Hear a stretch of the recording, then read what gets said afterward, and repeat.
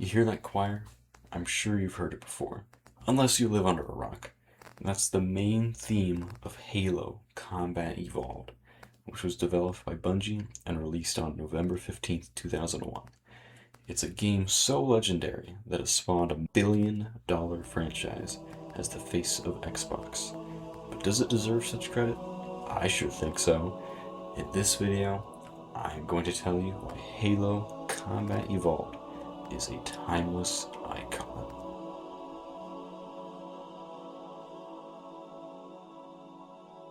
The narrative of Halo Combat Evolved is a wonderful start to the story of the Halo universe, as it left plenty of room for the world to be expanded upon later. Set in the year 2552, the story follows the UNSC, which is the humans, fighting against a powerful alien faction known as the Covenant. And during humanity's war against the Covenant, they encounter an ancient structure in outer space.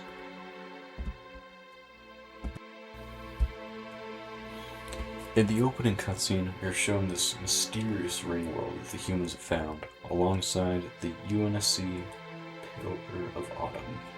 We're greeted by a brief conversation between Captain Keyes, voiced by Pete Stacker, and the shipboard AI Cortana, voiced by Jen Taylor, as they discuss their current situation in space. The game then takes the time to show the player the forces of the UNSC aboard the Pillar of Autumn, and I love everything about the whole scene, as the amount of vehicles and Marines on screen is quite ambitious for 2001. Speaking of Marines, we get this iconic scene with Sergeant Johnson, voiced by David Scully. Not a drill. I repeat, this is not a drill. Man, we let those dumb bugs out to the middle of nowhere to keep them from getting their filthy claws on Earth. But we stumbled onto something they're so hot for that they're scrambling over each other to get it. Well, I don't care if it's God's own anti-son of a bitch machine or a giant hula hoop. We're not gonna let them have it. What we will let them have is a belly full of lead and a pool of their own blood to drown in. Am I right, Marines? Sir, yes, sir! Mm-hmm. Damn right I am. Now move it out. Double time. Attention all personnel. We are re-engaging the enemy. External and internal contact imminent. All you greenhorns who wanted to see Covenant up close, this is gonna be your lucky day. The player assumes the role of Master Chief, voiced by Steve Downes. I love Master Chief's design, with the bright green armor over a black undersuit featuring ammo pouches on the stomach and a shiny gold visor on the face of the helmet. Master Chief wakes up from cryogenic sleep to report to Captain Keyes. As the player makes their way through the Pillar of Autumn, they see Marines trying their best to fight against the Covenant's forces. And when Master Chief finally reaches the bridge, Captain Keyes commands him to take Cortana off the ship, as it's too dangerous for her to be captured by the Covenant.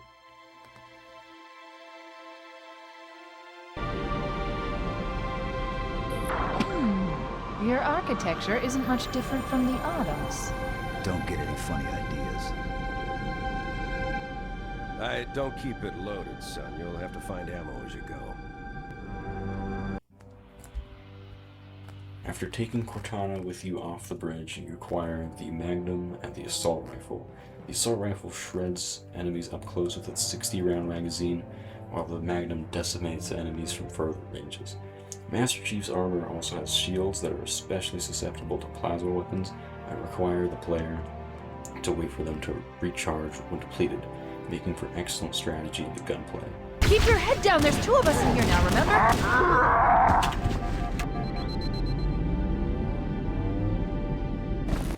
During the first mission of the game, you face two types of enemies, the Elites and the Grunts. The Elites are fierce commanders on the field, featuring energy shielding similar to the player, essentially serving as your equal. When you fire at them, their shields flare up, giving you excellent feedback for damage. The Grunts are these cute little, smaller main soldiers of the Covenant, following the Elites around and panicking when their leaders follow in battle. Another way of visual feedback for damage is the amount of blood from the enemies. Every shot leaves behind blood, like a lot of blood. Both enemy types feature their own ranks distinguished through armor color and some occasional armor design variation.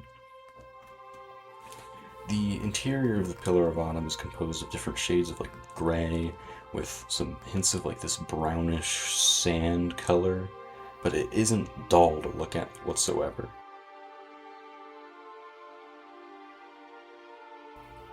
When you find your way to the escape pods, Master Chief and Cortana get a better look at the ring world out there. It's this huge structure that nobody, not even the Covenant, had encountered before.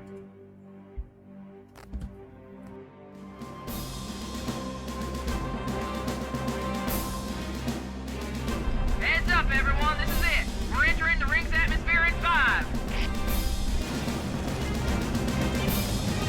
Sure you wouldn't rather take a seat? We'll be fine. If I still had fingers, they'd be crossed.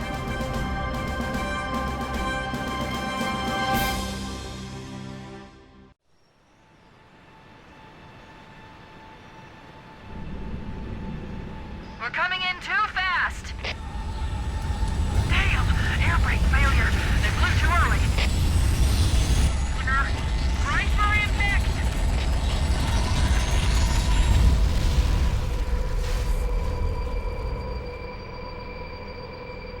Chief? Chief, can you hear me? At last. Are you all right? Can you move? The others. The impact. There's nothing we can do.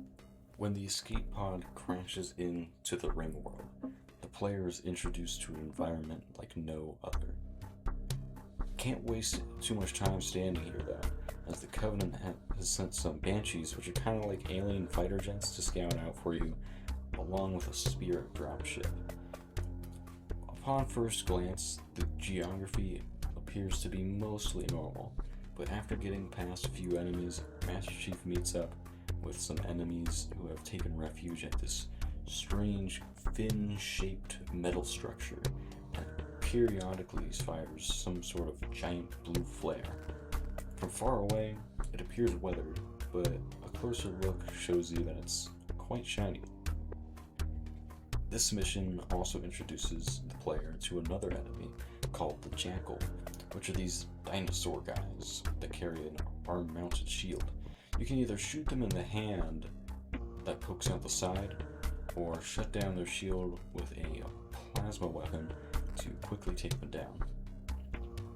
Speaking of plasma weapons, I should probably introduce you to the plasma rifle and the plasma pistol. The plasma rifle is an automatic weapon that shoots plasma, shredding through shields like paper. The plasma pistol's regular shot can fire as fast as you can pull the trigger, but if you hold the trigger, you can charge it up, and a fully charged shot is guaranteed to disable a shield. Both plasma weapons overheat when fired enough though, so be careful with your shots. I should also introduce you to the Needler, which is the final player-accessible Covenant weapon in the campaign.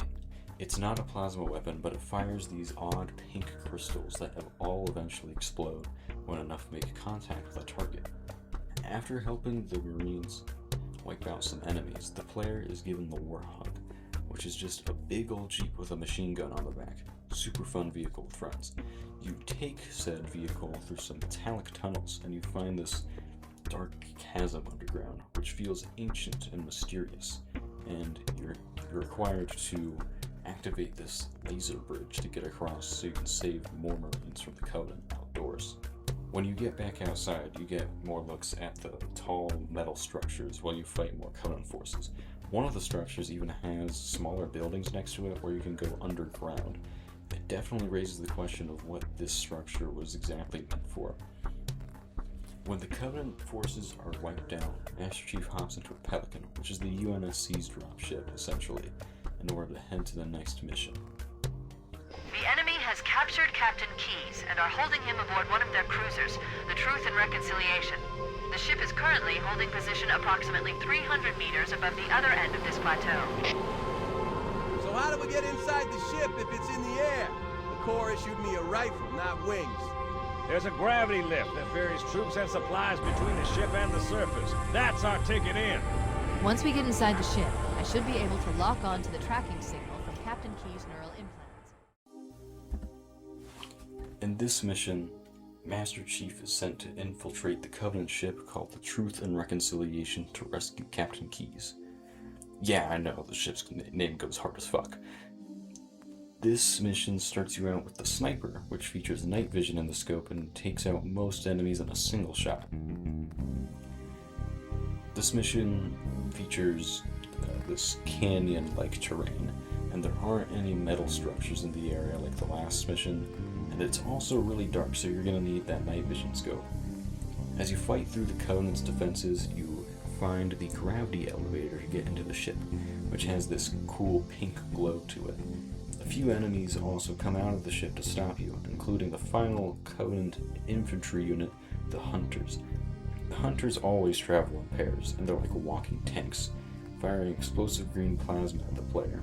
If you can get behind them, you can shoot their glowing orange weak spot to put them down faster.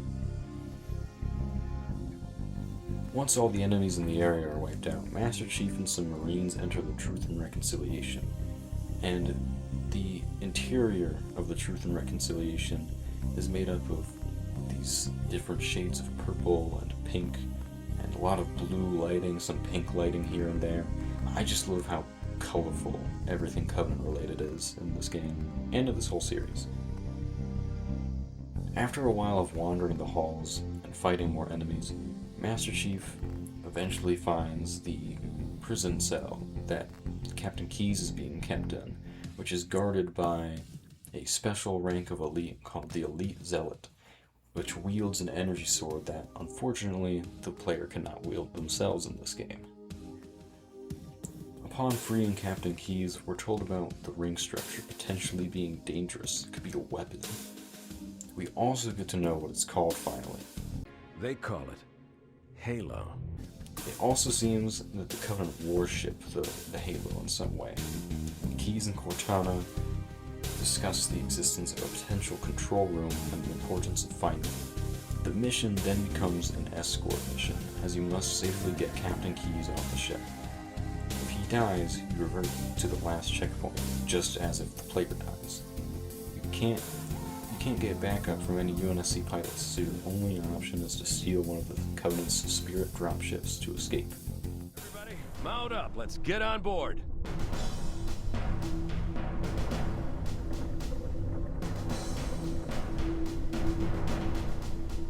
Give me a minute to interface with the ship's controls.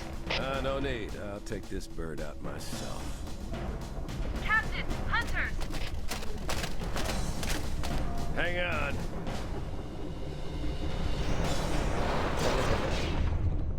Nice one, sir. Time for a little payback.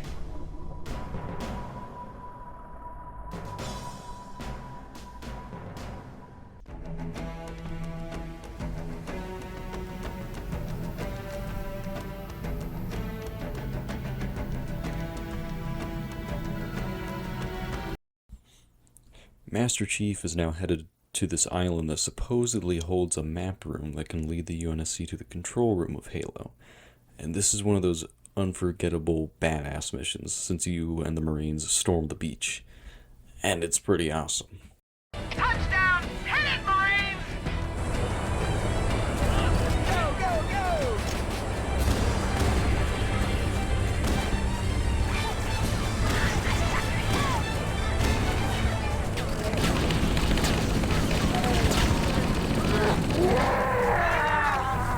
There he is! I had a shot!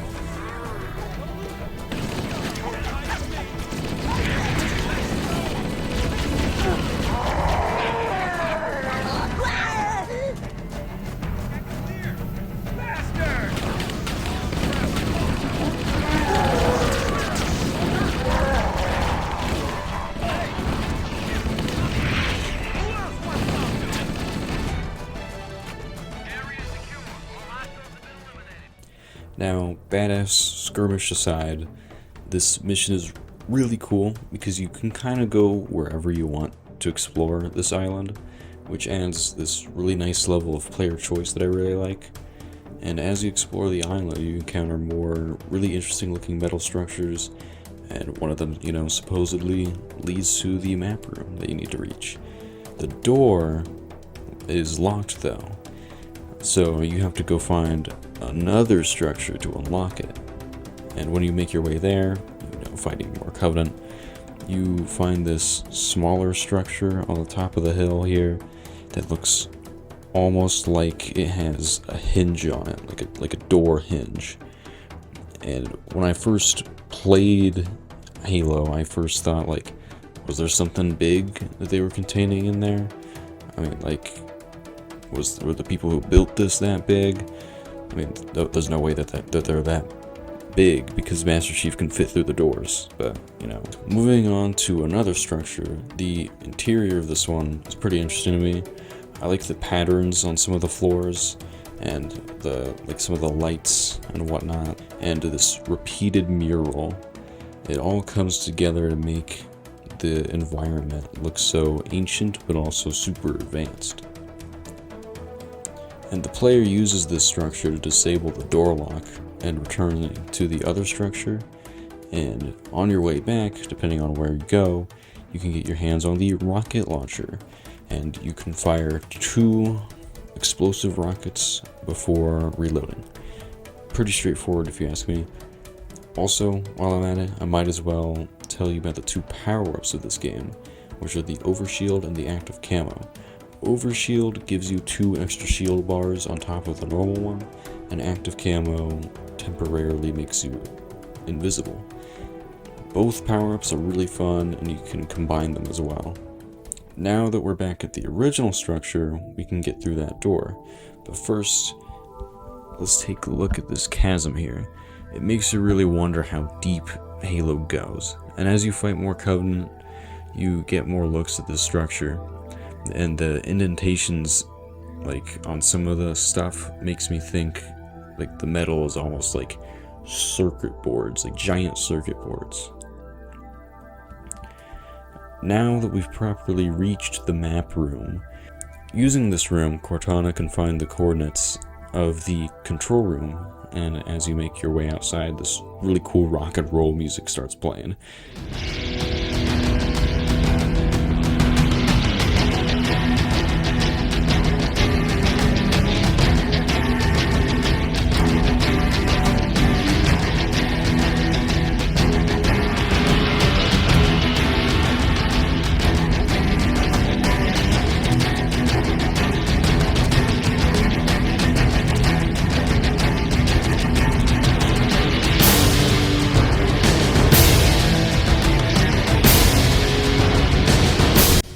And then you get picked up by a pelican.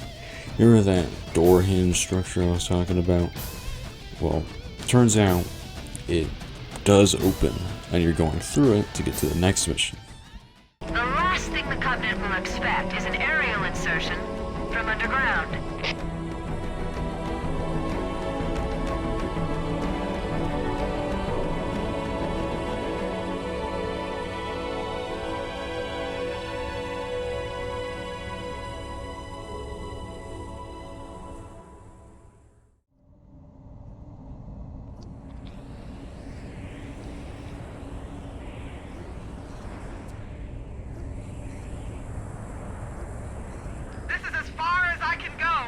Roger that. We'll be able to find our way to the control center from here.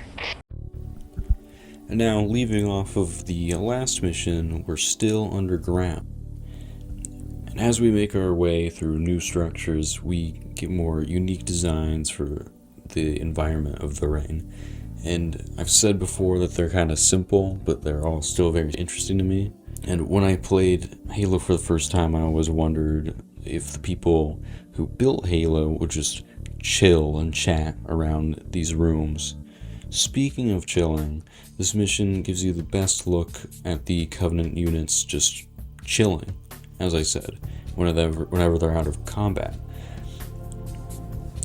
Grunts will sleep, and elites and jackals will just patrol, which gives them a bit extra personality that I really like. Anyways, we made it outside to this bridge here, and it appears to be snowing. This bridge looks really cool to me with like the lasers that are kind of like suspension, and then the lower level has another like under bridge part, and then you reach the end of the bridge and you're going back inside, returning to unique rooms. I love the angles utilized in these structures, both for the interior and exterior. After making our way down an elevator, we finally make it to the ground level, and there's snow everywhere outside. And who doesn't love a good snow mission? Anyways, this mission quickly introduces the player to the Covenant's two ground vehicles, the Ghost and the Wraith. The Ghost is a fast speeder with rapid-fire plasma, while the Wraith is a slowish tank that fires devastating explosive plasma. After taking care of those and bringing some Marines with you, you might be wondering, where's our tank? Well, look no further than the Scorpion just around the corner. The Scorpion demolishes pretty much any enemy in its path, and you can even have the Marines ride on the tread covers. You know, I feel like there comes a point where I need to dial back the narration and just show you more bits of the game, so I'll let you sit and enjoy the video for a second.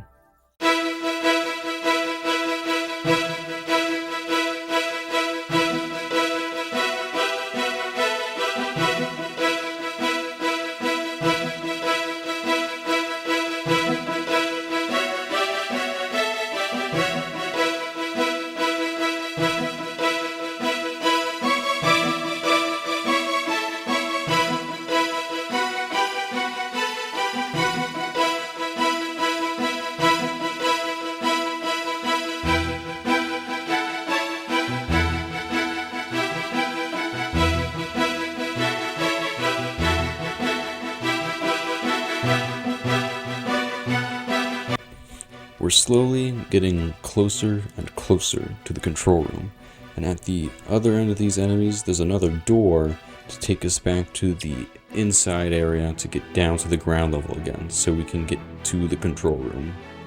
A neat little thing about this part of the level is that we can also just steal one of these Banshees before an elite can get in if you're fast enough, which makes things quicker and gives the player another extra choice on how to approach the level. When we're outside of the control room, the surrounding structure is almost like this large podium, topped by another kind of fin-shaped structure. And when we get inside, the hallways are mostly composed of these really cool patterned glass. When we finally reach the control room, we see the gigantic holographic display of Halo and the planet that's near it, along with this intricate hologram terminal that the Master Chief puts Cortana into. Cortana confirms that Halo was built by an extinct society called the Forerunners, and she seems to have obtained some alarming knowledge of Halo, ordering us to stop Keyes from whatever he's doing with no further information, and Master Chief has to leave Cortana behind in the control room as we set out to find Captain Keyes. I don't understand. There's no time. Get out of here, find Keyes, stop him. Before it's too late!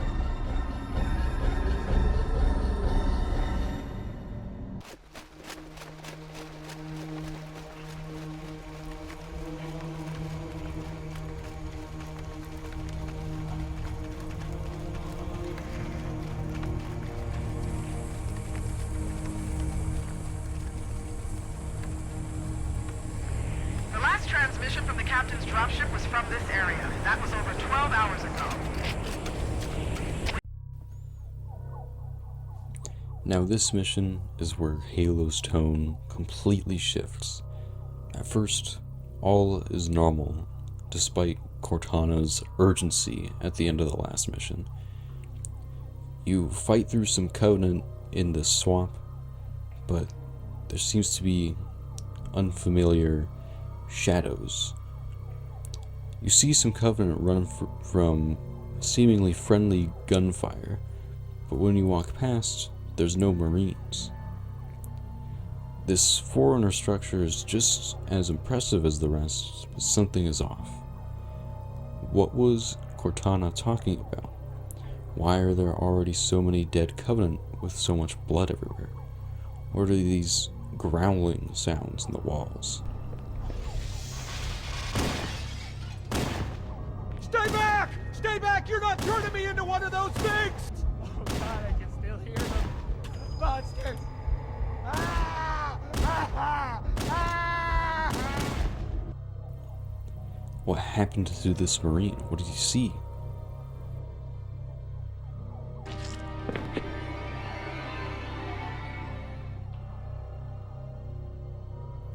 Our questions are soon answered as Chief encounters a group of dead Marines.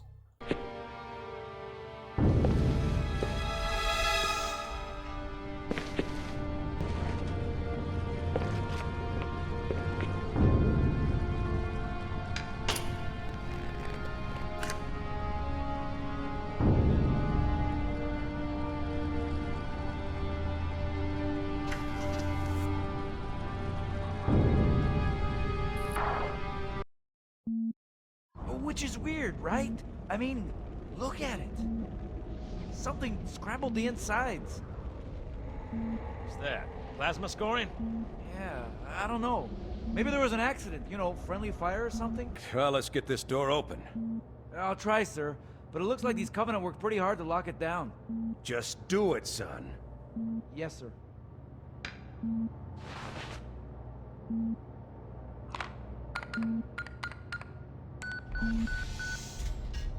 Got a bad feeling about this. Boy, you always got a bad feeling about something. Sarge, can you hear me? What's going on, soldier? We've got contact, lots of them, but they're not Covenant. They're just tearing through us. What the? Oh no!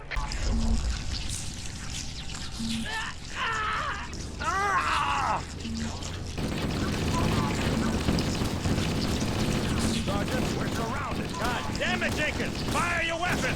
There are too many, Don't Sarge! even think about it, Marine. Oh, this is local! Jenkins!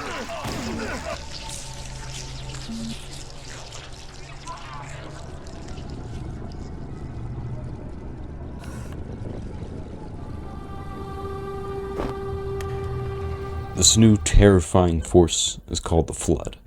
These little guys are called the infection forms, which swarm their victims to take over their bodies, typically turning them into combat forms, which we have seen happen to some unlucky humans and elites. The combat forms are relentless, running at you with no sense of self-preservation. Their only purpose is to kill, and they can even wield all the same weapons the player can. The shotgun in this game seems to be the best tool against these guys, despite their speed and strength. Quick lore fact, these things are the only thing that genuinely terrifies the Master Chief, and I don't blame him. As we make our way outside with a few Marine survivors, the player is ambushed by a lot of Flood, but we are assisted by some mysterious flying robots that fire powerful, energetic lasers. These robots are called the Sentinels, and they are meant to maintain Halo and destroy the Flood.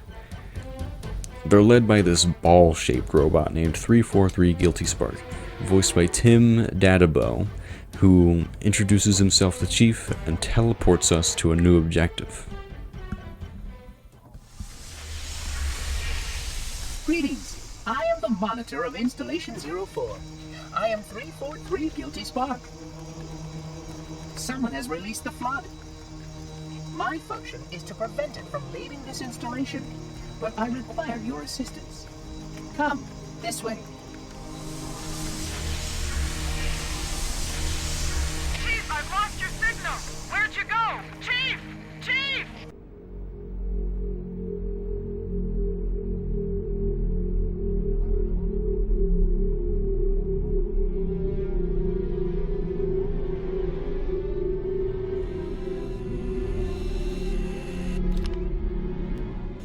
343 Guilty Spark has teleported Master Chief to this place called the Library because he wants him to retrieve this thing called the Index, which will supposedly help contain the flood outbreak to keep the galaxy safe. So of course, Master Chief is obliging, due to his limited knowledge. Something about this particular environment seems haunted, as it initially appears to be empty, but it's quickly overflowing flood, including a new flood type called the carrier form, which just waddles towards the player until exploding, releasing new infection forms to swarm the player. As the player follows Spark, you have to fight against a lot of flood throughout the mission. There are a couple of parts where you have to wait for Spark to open a door for you, fighting against waves of flood. I'll be honest, I'm not a huge fan of this mission, but I don't think it's as egregious as some other people would say. The corridors aren't like super dull, but they get dull after you walk through so many of the same corridor. Eventually, we do finally retrieve the index. Spark wastes no time teleporting us back to the control room. Protocol requires that I take possession of the index for transport. Your organic form renders you vulnerable to infection. The index must not fall into the hands of the flood before we reach the control room and activate the installation. The flood is spreading. We must hurry.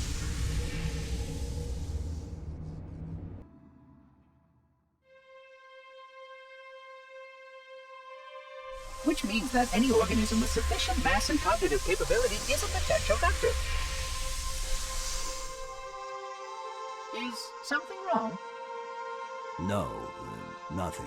Splendid, shall we? Now that we're back in the control room, we can activate Halo's defense systems to eliminate the flood threat. To Chief's surprise, though, Cortana intervenes, and we learn the truth about Halo. Halo doesn't kill Flood. It kills their food. Humans, Covenant, whatever. We're all equally edible. The only way to stop the Flood is to starve them to death. And that's exactly what Halo is designed to do. Wipe the galaxy clean of all sentient life. You don't believe me? Ask him.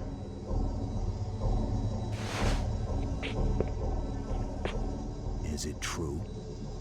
More or less.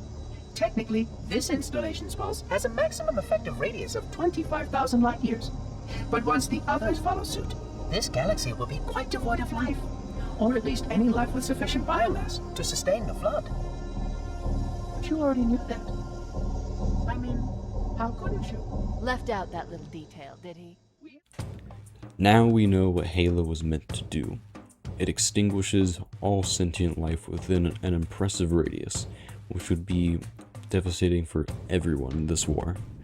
With this new dilemma for humanity's survival, Guilty Spark and the Sentinels are now our enemies. I love how this adds a new layer to the overall conflict of the narrative. Like, the UNSC fighting the Covenant was already interesting on its own, but the Flood and the Sentinels make this story so much more unique. With this new understanding of how Halo really works, Master Chief and Cortana have to find a way to shut down the firing systems, and luckily Cortana has a plan put together that just might work. A lot of this mission is kind of just backtracking through Assault on the Control Room, but infested with Flood. Not to mention you also still have to deal with the Covenant and the Sentinels. I think it's really neat seeing the different enemies fighting each other though, highlighting just how complex this war has now become. By using a Banshee and sometimes just traversing on foot, Master Chief has to find these pulse generators that, upon contact, create this electromagnetic pulse to disable Halo's firing systems. This also depletes the player's shields for a time, which creates tension when enemies start piling into the room. Eventually, Master Chief and Cortana do disable Halo's firing systems, and Cortana figures out how to tap into the teleportation network that Spark uses. The reason for that is to find Captain Keyes and uses neural implants to access the Pillar of Autumn's detonation sequence. Unfortunately, each jump requires a rather consequential expenditure of energy. Something tells me I'm not gonna like this. But I'm pretty sure I can pull it from your suit without permanently damaging your shields.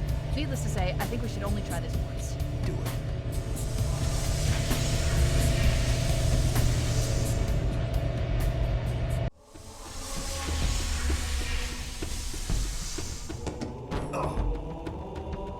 Oh, I see. The coordinate data needs to be... Right. Sorry. So now we're back at the Truth and Reconciliation, which is being taken over by the Flood, and we have to reach Captain Keyes. Master Chief's only option to reach the other part of the ship is to exit and then re-enter somewhere else. As we jump out of the ship, we fight through more Covenant and Flood, through some rocky terrain featuring ship coolant leaking everywhere. Here we get another great look at the different factions fighting each other, which again is pretty cool. We eventually get back in through the gravity elevator from last time we were at this ship, and we rush to save Captain Keyes. But we're too late. He'd become an unrecognizable mass of flesh being harvested for biomass and knowledge by the Flood. We can't let the Flood get off this ring. You know what he'd expect... What he'd want us to do.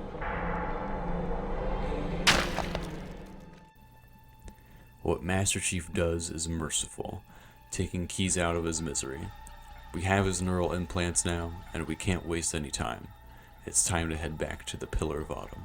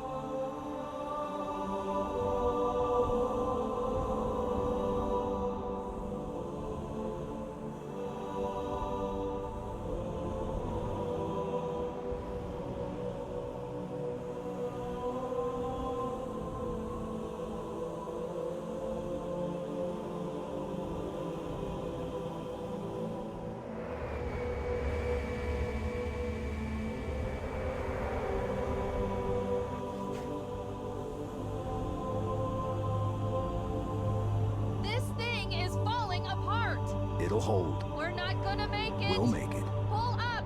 Pull up! You did that on purpose, didn't you?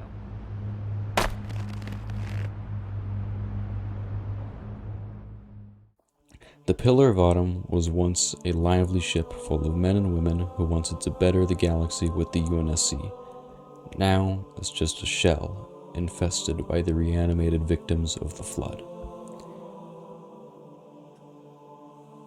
We can't waste any time. Master Chief has to activate the self-destruct, which will hopefully cause enough damage to Halo to destroy it.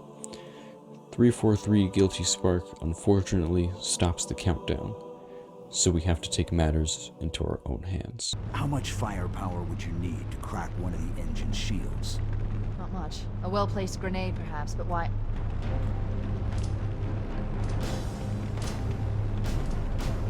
Okay, I'm coming with you.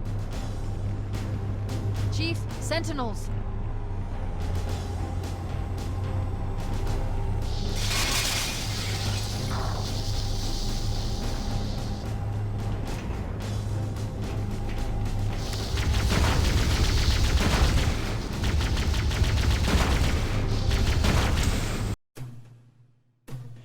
We fight through more enemies in familiar hallways, and we eventually reach the engine room. This here is the final big fight of the game, as we have to fight both Flood and Sentinels while we try to blow up the engines.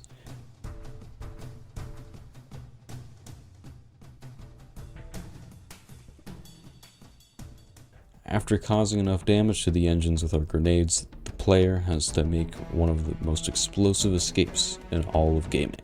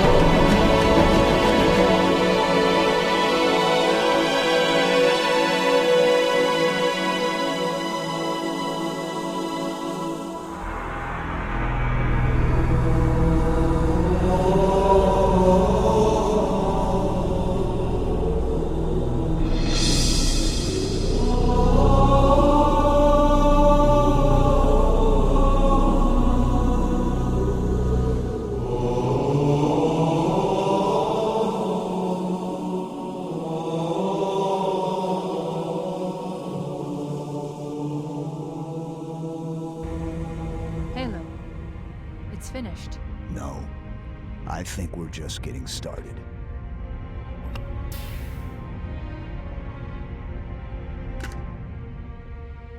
Master Chief and Cortana barely make it as Halo is destroyed. This isn't the end, as it starts one of the biggest gaming franchises of all time.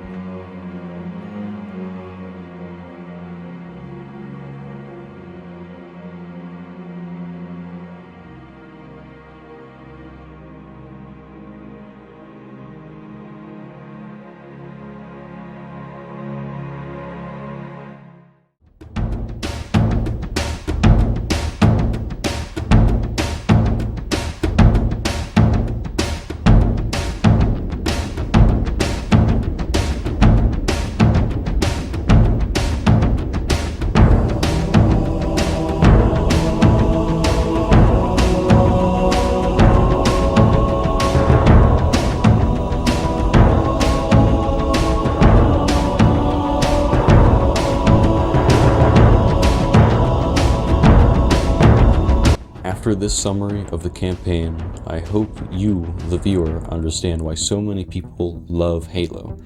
Me personally, I love the music, I love the sound design, I love the visual design, and of course, I love the gunplay. Halo Combat Evolved is such a charming game to me, and I would say it is a timeless icon. I hope you really enjoyed this video. When this video comes out, I'll be on vacation, and I won't be back until the 28th, which is the day that the Halo remake releases.